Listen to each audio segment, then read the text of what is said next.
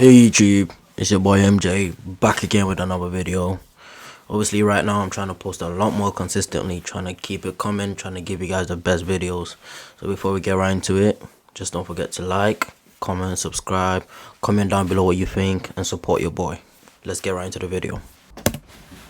So man, we was very privileged kids, but because the lack of father, right? So most mothers can provide their kids with a perfect home life, but if they don't have a positive male connection, there's a negative attribute that attaches itself to a fatherless kid, and no one can explain it.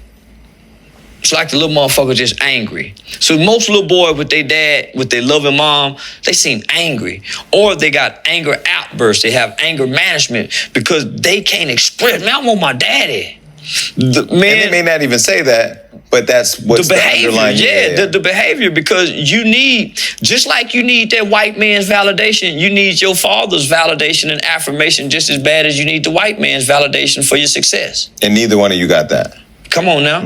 Man, I was smart in school. Man, I've always excelled in school.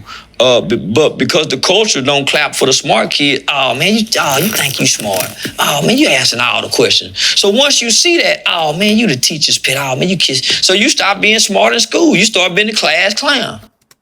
Well, let's be honest, as kids who have been there, we knew what was right and what was wrong. But when we realized that the kids seem to like the wrong thing instead of the right, we just seem to like do the wrong things as well because of peer pressure. You're young, you're trying to fit in with everyone else.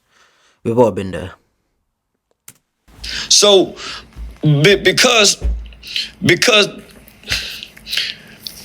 when I was 8 years old, my brother probably was 10.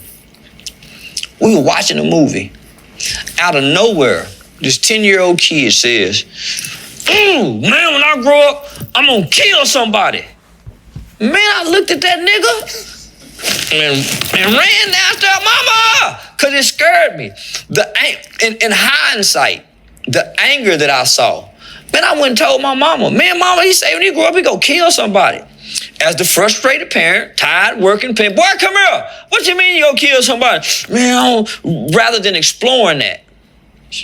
So, man, grew up and killed somebody. Mm. And for a long time, man, my brother didn't have no remorse. Here I was, a kid who went through the juvenile system. And because I went through a different environment, I went through a different program. We had psychiatrists, we had psychologists. I grew up in an environment where all my childhood issues was repaired, right?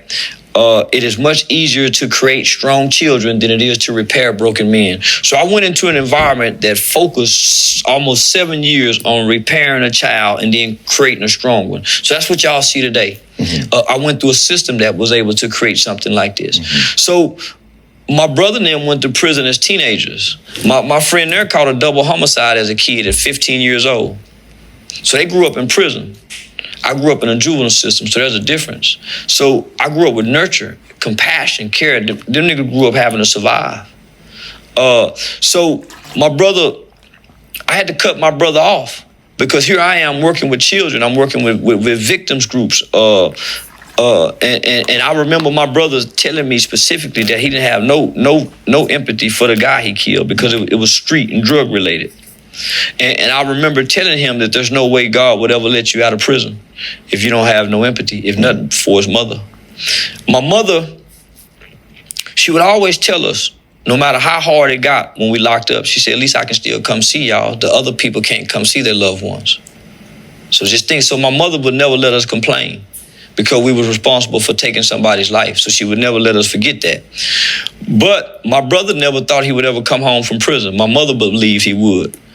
But there's no way he could have came home and he not developed some type of remorse for taking somebody, even if he feel justified.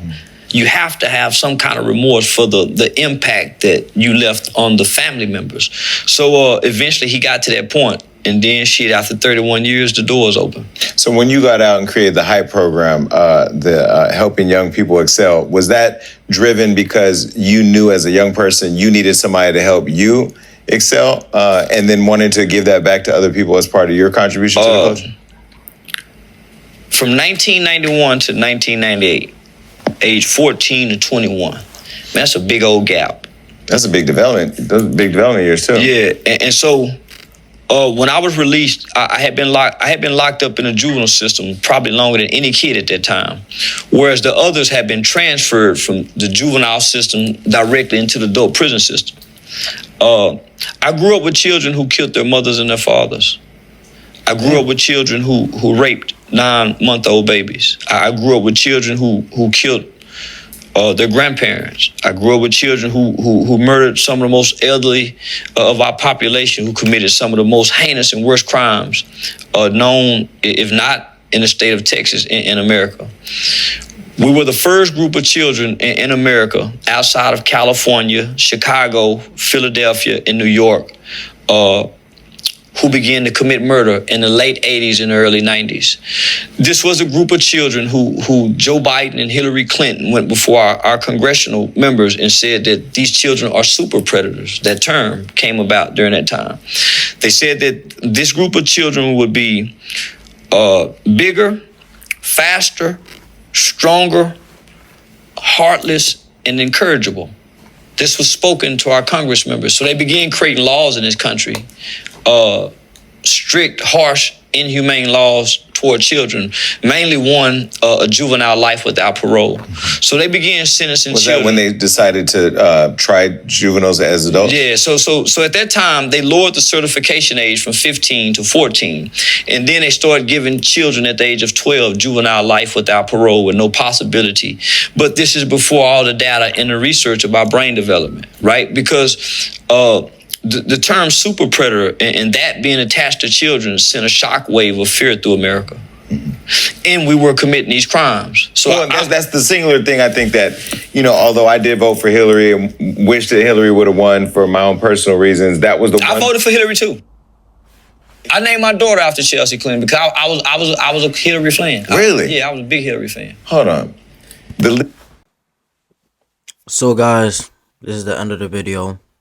Don't forget to like, comment, share, subscribe. Comment down below what you think about this video.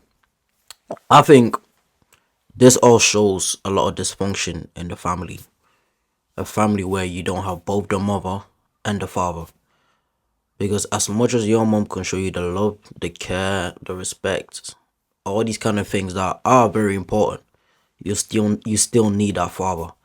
That father that's gonna discipline you. That father that can say, hey, and you stop.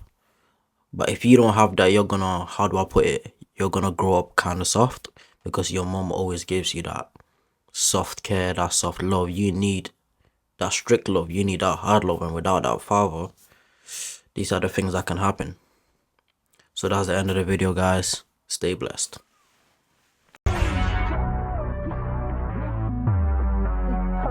Peace.